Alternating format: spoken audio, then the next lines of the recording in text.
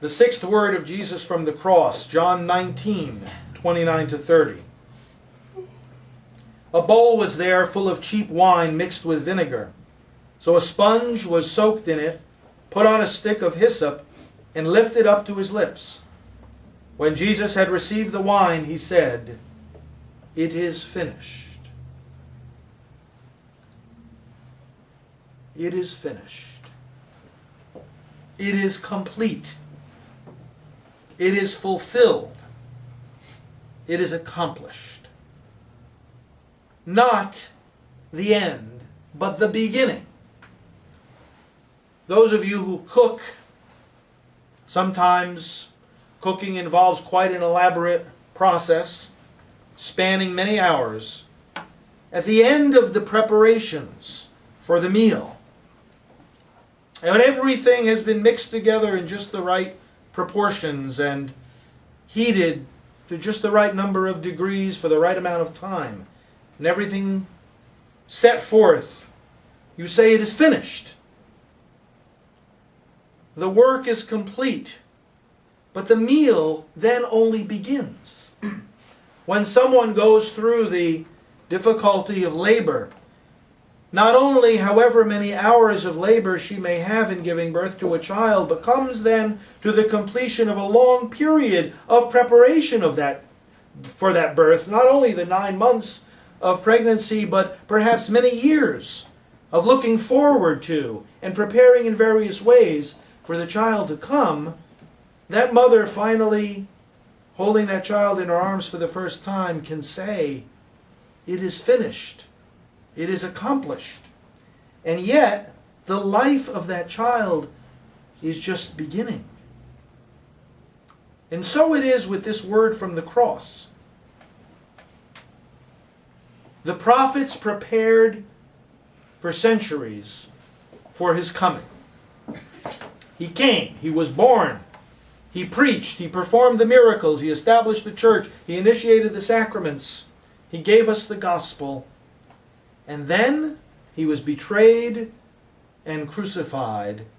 And now he comes to the conclusion of his suffering. He comes to the completion of a great preparation,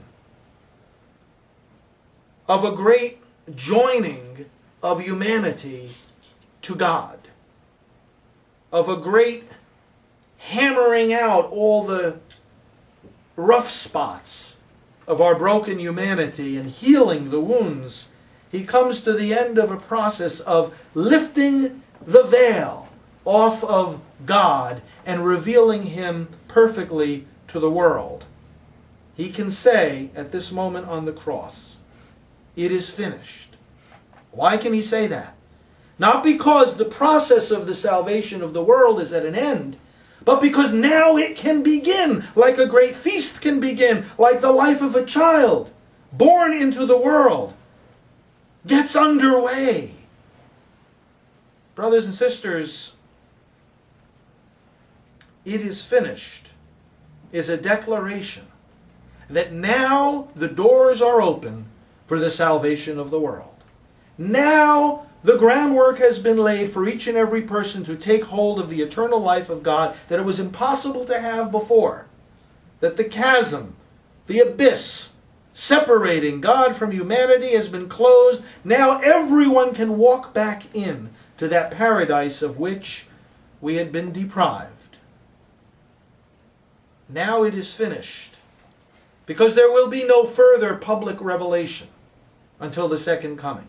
There will be no additional Gospels, no additional books of the Bible. There will be no further doctrines revealed. Now it is finished. The full manifestation, the full revelation of God has been given to the world. Now it is finished. All the means of grace have been entrusted to the human family. There are not going to be more churches, more sacraments. There don't have to be. It is finished. God has given the final word.